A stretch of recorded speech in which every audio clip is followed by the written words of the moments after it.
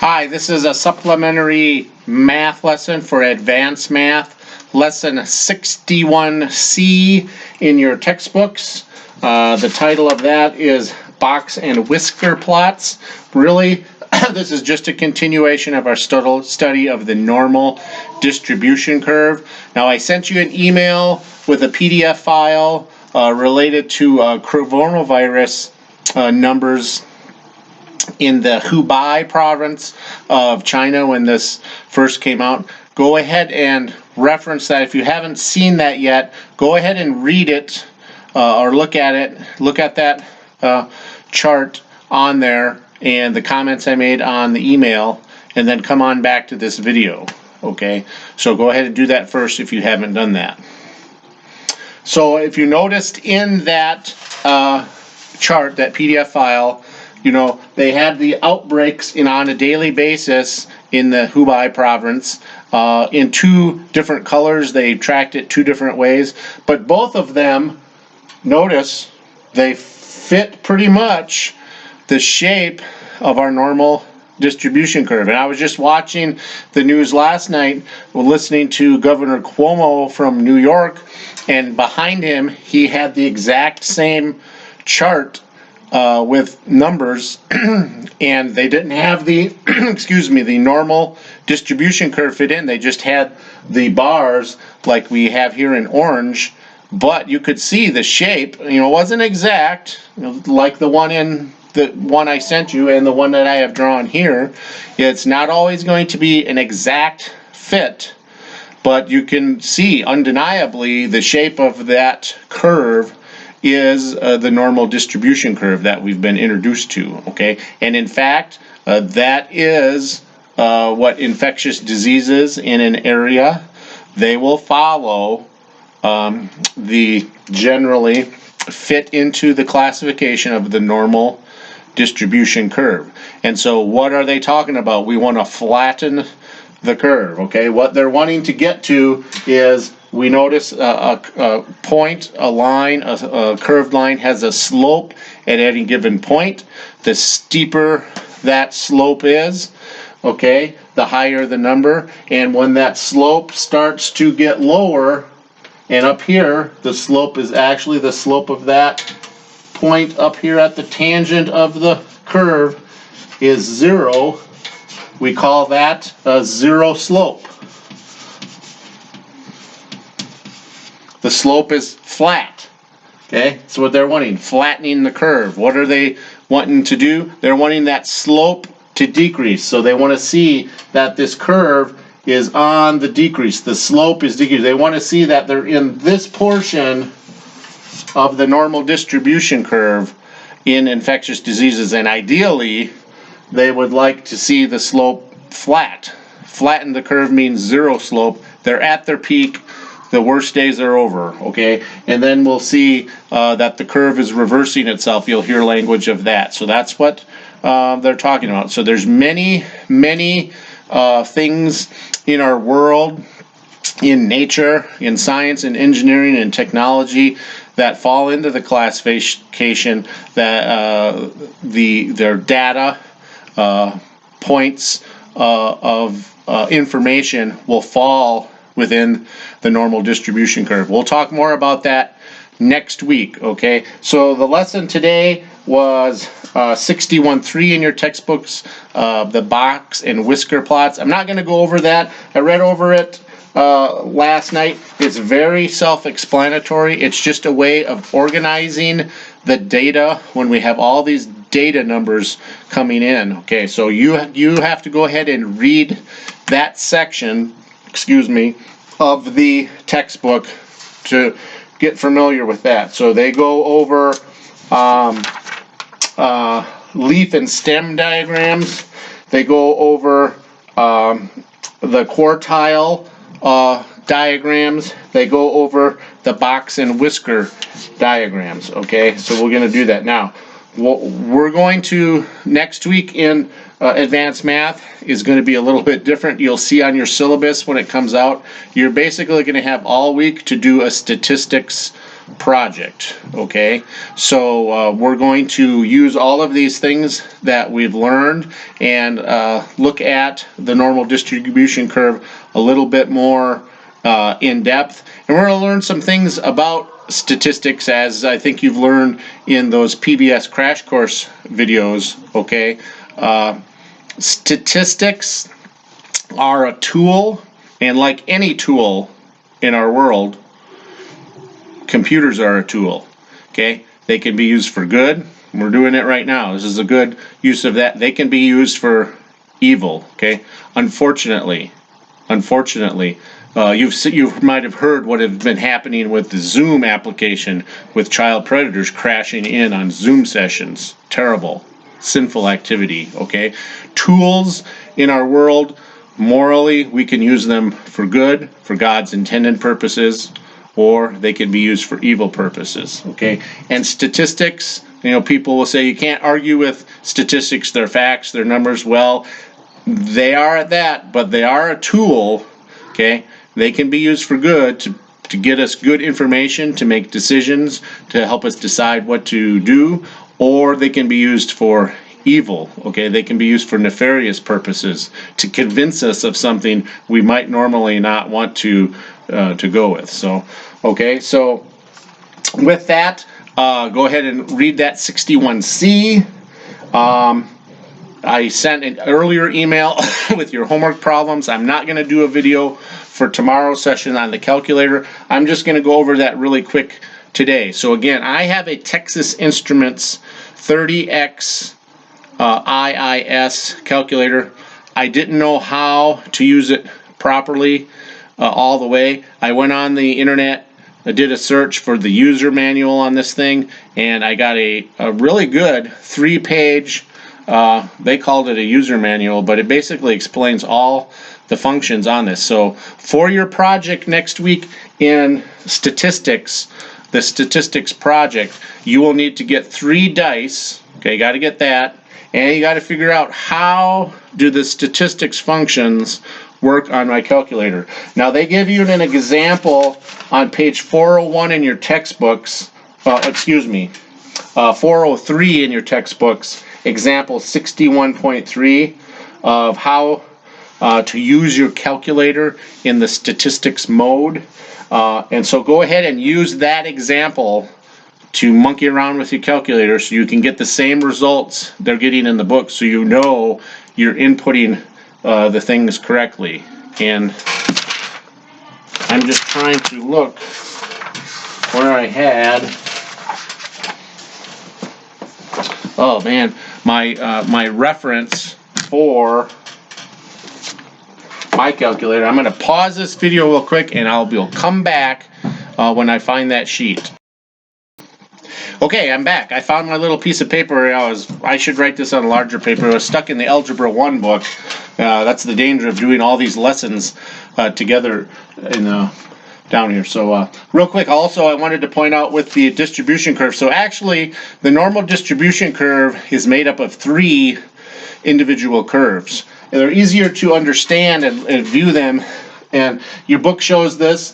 The normal distribution curve can take many shapes. Okay, it can have various heights, can have various widths. Okay, and here we show that. Here we have like a normal one. We can have a really wide one. They have some examples in your books. Here we have a skinnier one, but we notice the first part of the curve, it is actually up to about this point. Okay, it's taking the shape of an exponential function. Okay, so what does that mean? That means the number is increasing rapidly over a short distance, as we see here. Then the shape turn, where those curves change the shape, it's going upward like this, it kind of flattens out, then it starts to go this way, it flattens out, and then it returns. It's the same on either side. It's symmetrical. The normal distribution curve is symmetrical. Okay, from this point. We notice that particular shape looks like a what? A parabola. Okay, it's an inverted parabola. The middle point of the curve, an inverted parabola. And again, the other part of the curve is symmetrical to the other side, is also an exponential function, okay, a decreasing exponential function, okay? So we have those three parts of the curve when we combine them to get the normal distribution curve. So just wanted to show you that and why they call about exponential growth of cases right off the bat. Well, it's growing exponentially, okay, right at the bat.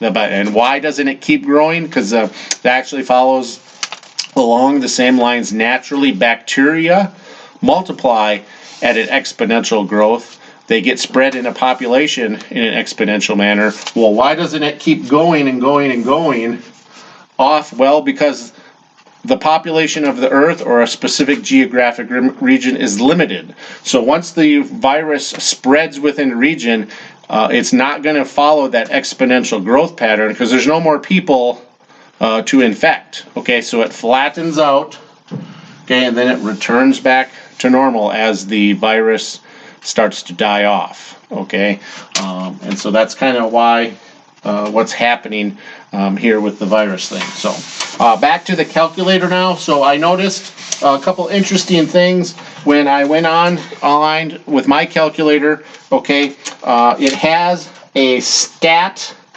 button. I have to hit the second button. I have a button called data.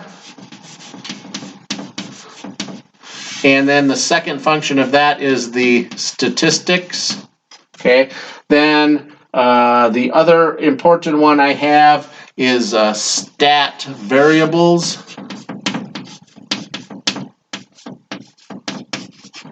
And the second function of that is exit statistics mode. Okay, so when I hit the second button and I go into statistics mode and turn my calculator on, it gives me either one variable or two variable. Okay, so for our project next week, and in the case with this here, it's a single variable analysis. Okay, remember when we were doing the graphing calculator to determine the equation of a line with that confidence factor, the correlation, we put in both x and y values for those data sets. Okay, that's a two variable. So for our project, we're just going to stay in the one variable. It's underlined right now, one variable, so I just hit enter. Now I notice at the bottom of my screen, it gives me stat mode. So as long as that stat shows up at the bottom, I'm in statistics mode. So whatever I'm doing statistics-wise will stay in the memory and stay active until I exit statistics mode, okay? So I think I could even turn the calculator off. It'll stay in, let me try that. I'm going to turn it back on. Yep, it stayed in statistics mode. So those statistics I input, okay, will stay in there until I exit it, until I hit second exit. I'm going to do that second exit statistics. It says confirm, yes or no. And I'm like, oops, I didn't mean to do that. I'm going to scroll over to the no and hit enter. So I'm still in statistics mode. Now, when I hit my data button, because I'm single variable, it gives me x1. It's my first data point. Okay, so I would go ahead and put that in. In that example problem 61.3, they have several numbers to input. Okay, so I would pick one of those. Let's say 22. Then I hit 22, enter. Okay, then I actually, instead of enter, I would hit the down button. It asks me the frequency, like this, FRQ, and it has 1 in there right now. If it occurs more than once, so this is a great thing with the calculator. So if I have, 100 numbers and 7 of them are 22, I can put 7 in there. Okay, and hit enter. I don't have to put 22 in 7 times. So, but before I do that, I have to go ahead and arrange my data in accordance with the lesson 61C with those stem and leaf diagrams and the box and whisker plots and all that. Okay, so after I set my data and I get all my data, if I hit my stat variable buttons, what it does across the top of the screen, this is the stat variables. What does it give me? It gives me n, it gives me x with a bar, it gives me s sub x, it gives me this omega sub x. If I scroll over, I keep going. Clear.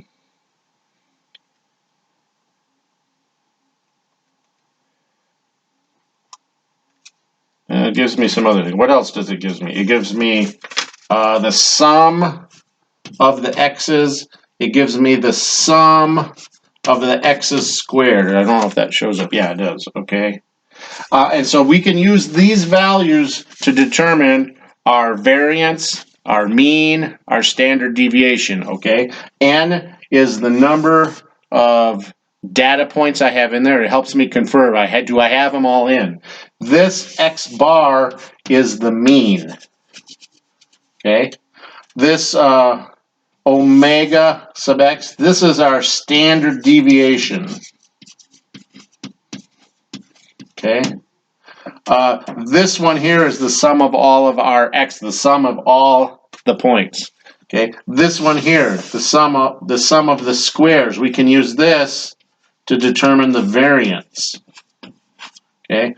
Doesn't give us the variance as one of the variables, but we can determine that using that. So toy around with that function on your calculators, the statistics function. Find out how to input single variables into a statistic, and lots of them. Okay, our project is going to involve a little bit over 200 data points. Yeah, it's going to be, and you're going to have to do it by hand. You're going to have to plot these plots that we have here. You're going to have to fit in a normal distribution curve. Then I'm going to have you go through and confirm it with the calculator. So you got to figure this out. Okay. So figure that out. That's your homework for tomorrow. Figure out how your calculator works and find PDF instructions online. Mike, I found mine in like 10 seconds and downloaded it to my computer. Okay. Another interesting thing I found, they have a probability button on my calculator. PRB. I hit that. It allows me to find permutations. It helps me to find combinations. And also within that function, remember we had this factorial notation with the exclamation point, and some of us didn't have that button on our calculator. Well, it's buried inside this probability thing. It's one of the things you can scroll to. So find if you can find this factorial button inside the probability button of your calculator, and then there it is. And I didn't know I had that. Eric, you were the only one that had that specifically mentioned on your buttons. But if for those of you who don't, if you have a probability function on your calculator, it's probably buried within there. So I hope that helps. So to get ready for our project next week, get 3 dice and figure out how your calculators work tomorrow. For today, you can do the homework problems that I had for lesson 61 here. I sent that by email. Hope that helps. So long for now. Bye.